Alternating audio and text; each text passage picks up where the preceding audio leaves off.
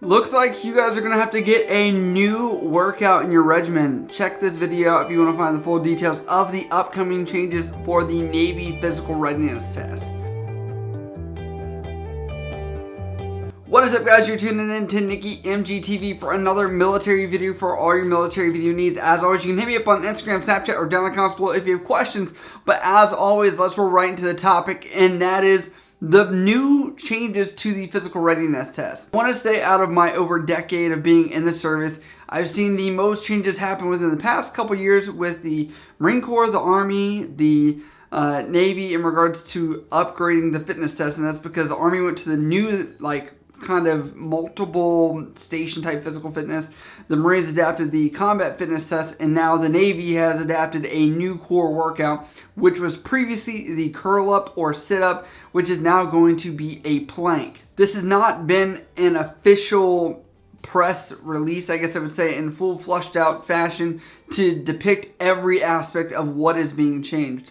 Chief of Naval Operations Admiral Richardson actually notified this in a video that I'd seen on Instagram, and that's kind of where I got my news. Someone tagged me on that, and I immediately picked this up. And he said that this is because there's been a huge calling from the fleet for this kind of change. And I know everyone always wants to say, oh, well, what about this big change that could happen, or this one, or that one? And, you know, I don't want to look at every other battle as far as how to make the naval force better or make whatever better. You know, I will accept benefit when I get benefit. When things are changed for the better, I know a lot of people are into this outrage culture, and that is okay, but I want to say it's not going to benefit you in getting to your position faster. Yes, most people are, I would say, happy about this change. If you look at the comments on Navy Times, on the Instagram post, people are excited, and myself, I'm excited because I have never been very good at sit-ups, and I don't like doing sit-ups. I feel like it's the one thing I have to train for, and I don't know. I felt like I wasn't actually doing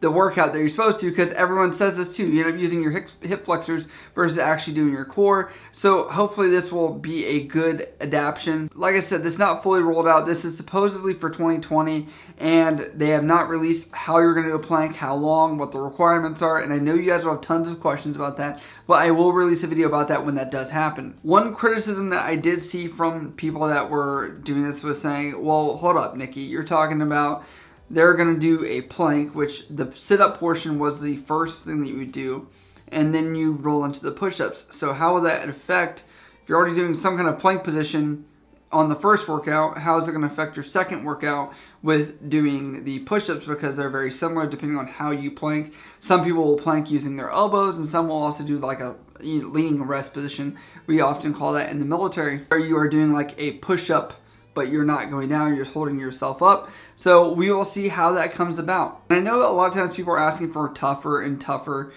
fitness test requirements and everything else. And I want to say that I agree. Obviously, we want the best fighting force in the world. That's the whole point of a military, is to win battles.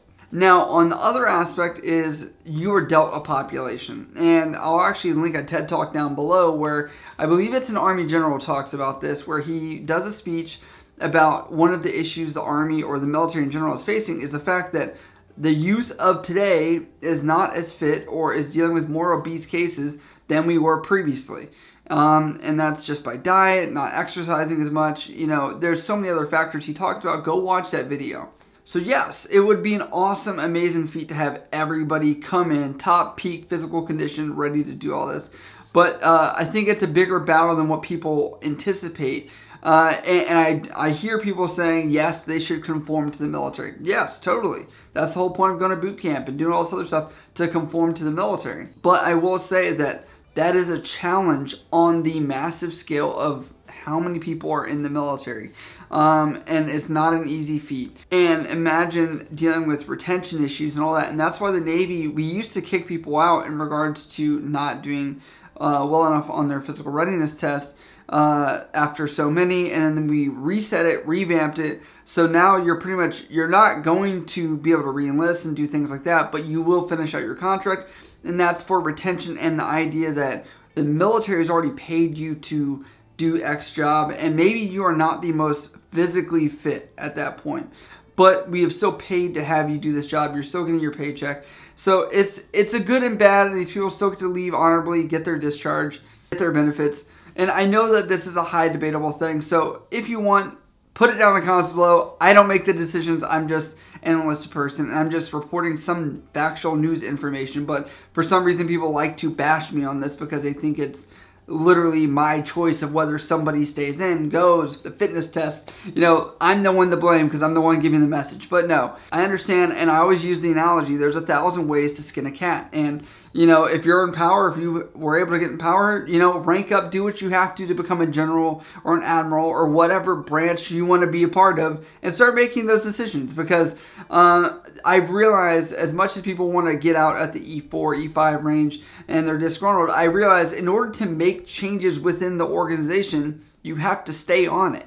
But I'm interested for this plank. I think it's a good move because as far as physical therapists I've talked to a lot of people that have been in athletic coaching, training, and things like that have said they don't even use a sit-up because it's not the most effective. It's actually shown to cause a lot of injury as well. So, I mean, there is a lot of science that backs this up as well. It's not like we just decided to change this.